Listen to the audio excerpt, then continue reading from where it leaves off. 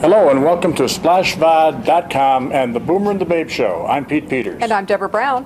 On today's show we have some very interesting people, Randy Brown, no relation, and Adero Allison, who own a company called Transitioning Adults Plus.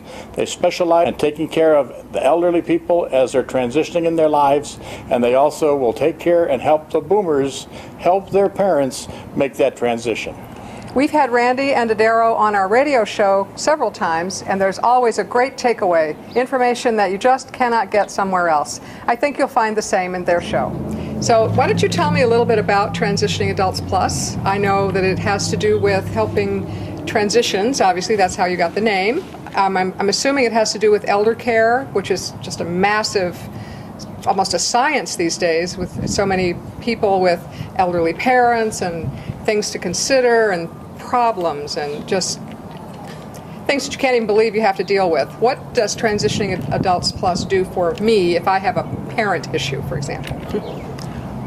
You want to go? Sure. The first thing we would do is actually start by finding out where you are and what issues are most important to you right now and the ones that seem to be the most urgent. If there's something that's really critical, we will address that right away. If there's nothing really critical and you're more in a planning space, then we'll find out what's most important to you and we'll work around those issues. One of the things that we're struggling with is knowing how to take 10 pounds worth of helpful information and put it into a 3-ounce packet for sale. So a 3-ounce packet from 10 pounds? Like a little tea bag worth of TA+. A little tea bag worth of stuff. All right, so let's talk about a tea bag of TA+. I like that analogy because you do have so many things you can do for people. And we really haven't said quite enough, as in teed up quite enough, what exactly you're helping people do. What do you want me to know about what you can help me do? You mentioned having an issue with a parent. When my parents were in the house that I grew up in and I realized the rafters were showing, I was able to fly back to Michigan, help with planning the move. My daughter was able to fly in frequently to take my mom around to see different places to possibly live. And ultimately, I was able to spend 2 weeks helping with the trucks and getting them into the new home, getting draperies up and making it feel like home. A lot of people cannot leave their families here to go work with their parents there. Okay, so that's a number one issue that you can address. It is. What about somebody that's already in a care facility and the parents or the children rather, are far away and they really can't connect? Do you have a service that you can use that would help somebody kind of monitor without having anybody have an issue with it? My grandfather was 92, living up in British Columbia by himself. He was legally blind and a multiple amputee and insisted on living on his own. Just a real maverick, just a real hero of mine.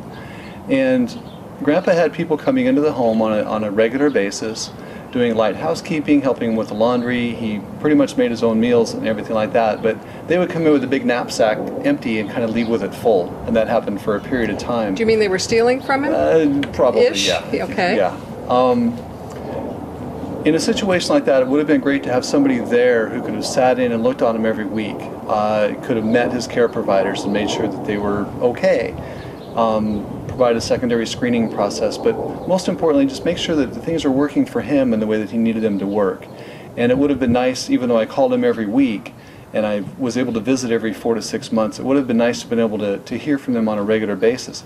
And we actually provide that service now, so that if somebody's too far away to be able to visit regularly, or if they can visit and they really maybe don't know quite what to watch for to make sure that the care is being addressed the way it needs to be, we have a service we can go in and do that.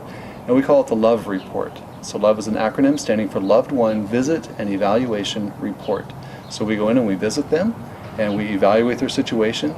And when we report back to the family, we tell not only the issues that might be coming up, but also any of the good things that they may have missed out on in that week. So the family feels much more connected with that person, and the person feels more connected to the family and that they're getting regular visits and care.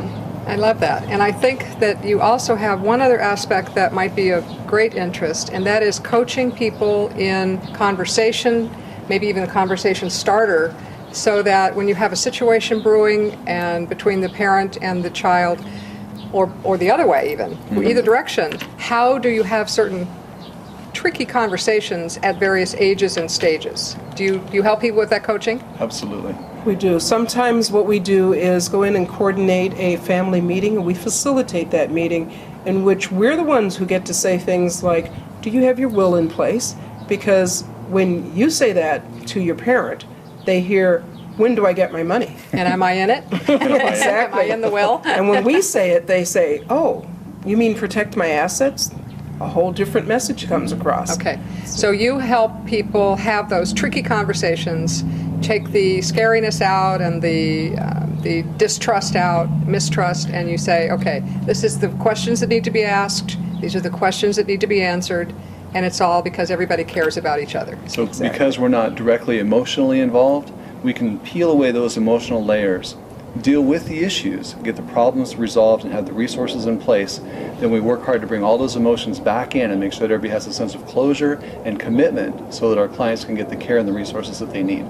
It works quite well, and it's been really a blessing for families who are either struggling internally or sometimes when they just have sort of an unspoken rule in their mind. For example, the son may be saying, I'm busy, I've got my family, I've got my children and my grandchildren that I'm taking care of, and I love my mom to death, and you know what, if she needed anything at all, I would be there for her in a heartbeat. I would do anything she asked.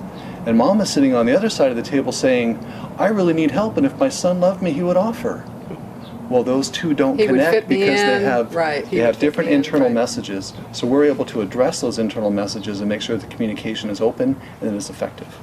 Well, I know that you're going to have a show on SplashVOD.com, so Very people are happy going to about be that. able to hear all about the various conversations people have, the various services that you have, and so forth.